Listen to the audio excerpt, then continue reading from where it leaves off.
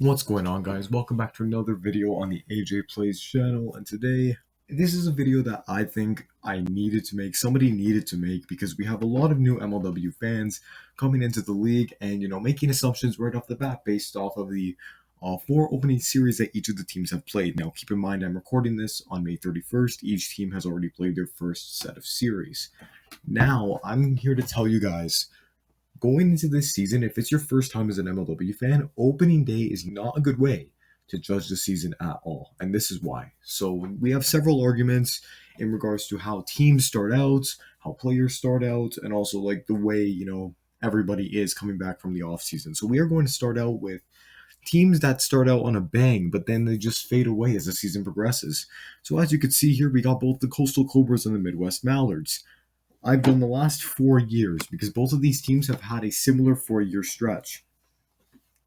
Neither of them have the only World Series appearance between them is the Midwest Mallards in 2018, and other than that, like, the closest they got was a loss in the League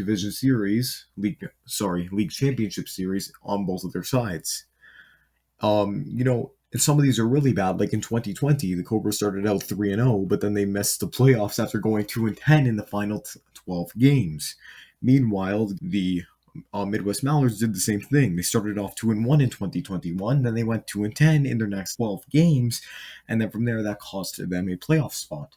So again, these teams in particular, these two, they are always a good first series team, but then from there everything just slowly deteriorates and the season just goes. Both of them cannot sustain a solid season. And I mean, the closest they've got is the World Series loss back when the Southern Seahawks were in the league. This is a much different league now, and these guys just really can't keep up. In the last 2 years, these are 3 of the 4 teams that have missed the playoffs. That is not good. Okay, these teams both need to improve. Okay, they start out on a bang, as you see here, but then they fade away as the season progresses. Meanwhile, on the flip side of things, there are teams that go cold to start the season, but then they turn everything around as we move forward. So here, the best example has to be the Western Wildcats. You can see here on opening day, 3-0 in 2018, but to be fair again, Southern Seahawks era of MLW. Kyle Schultz, they swept the Seahawks. Okay, so that's not exactly great. 2019 is not exactly great either, because they started in 1-2 and they ended up missing the playoffs, going 6-9 to finish. Let's continue though, because in 2020 and 2021, they started out both series losing 2-1 in both of them. What ended up happening is they went 10-5 in 2020, 9-6 in 2021, and then they went all the way to the World Series and came up just short of losing on walk-offs both times. You cannot tell me that this team does not have a late season push. Everything just slowly picks up for them. They start off cold. They're not ready. They're not gelling together right off the bat. But as the season progresses, they are one of the hottest teams. We've seen this. They have swept several series over the last couple of years. They are a very dominant team. They are a team that MLW teams and fans alike, and players, everybody needs to look out for. They can never count out the Western Wildcats because of guys like Kyle Schultz and Nick Saylor, who can turn around their seasons within a heartbeat. It is not hard for these guys to bounce back. You cannot judge a Wildcat season off of opening day, because who knows what can happen from there.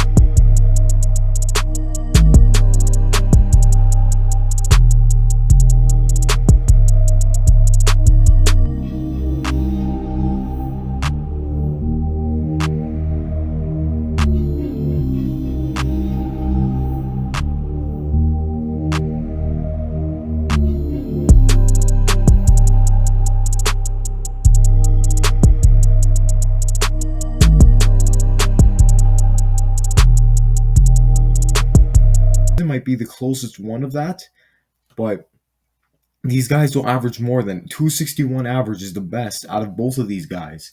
And for an opening day, that always looks so promising from both, where they have multiple home runs and they have a lot of RBIs and they're usually carrying their team.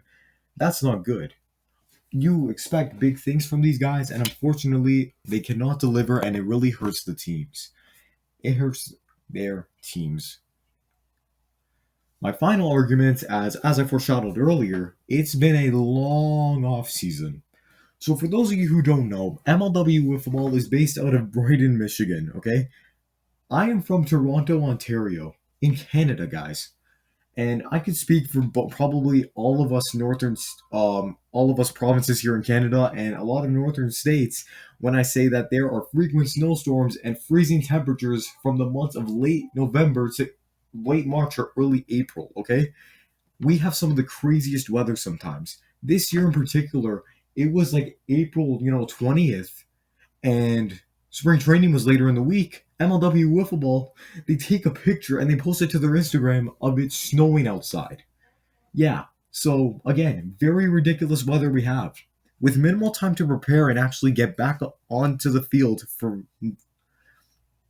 with minimal time to prepare and actually get back into full mid-season form on the field, players are unpredictable and their first performances must often be taken with a grain of salt.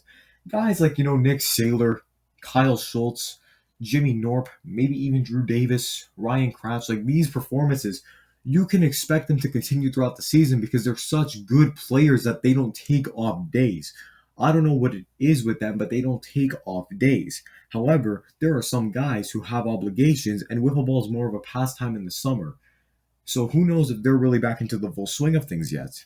Players fall asleep early and they wake up late, or they can go out with a bang in their first series and fade away as the season progresses. Each player is getting back into form at this time of the season, and this makes each opening day series, while entertaining, relatively unpredictable for each team. Some teams are coming off of hot streaks, others are forming new team chemistry. It's all good fun early on in the season to get back onto the wiffle ball field. But as soon as the midseason hits, the top players are on their game, and then you can finally make your assumptions of certain teams and certain players. So guys, that is my argument as to why you can't judge opening day and you can't use that to base your opinions on what players are going to do later in the season. What you can do is maybe wait until the second series has been played, probably the All-Star break, and then from there you can determine what's going to happen with each of these teams based on the momentum, based on what they've shown talent-wise, based on their team chemistry, okay? You cannot go off of one series and simply say, okay, you know what? The Downtown Diamondbacks are a bad team again because they lost the series 1-2. And the Midwest Mallards are fantastic because they won 2-1 and they're going to go win the World Series. I'm not doubting at all that the Mallards won't win the World Series because they added Jordan Robles. But what I am saying here, guys, is again, you need to wait. Don't make any assumptions. Take your time. The season has just started. For the new fans, take your time. Do not jump into this. Do not make yourself look foolish. It is not even close to the end of the season yet for you to be making these bets, okay? Let's start talking in late August, early September when the final couple of games are being played for each team. And then from there, we can finally make a confident statement in regards to what players and what teams have been thriving and have been struggling throughout the season. With that being said, guys, I hope you understood my message as to why opening day is not the greatest way to analyze and make decisions and just judge the season off of. With that being said, thank you all so much for watching. I will see you guys all next time. Peace out.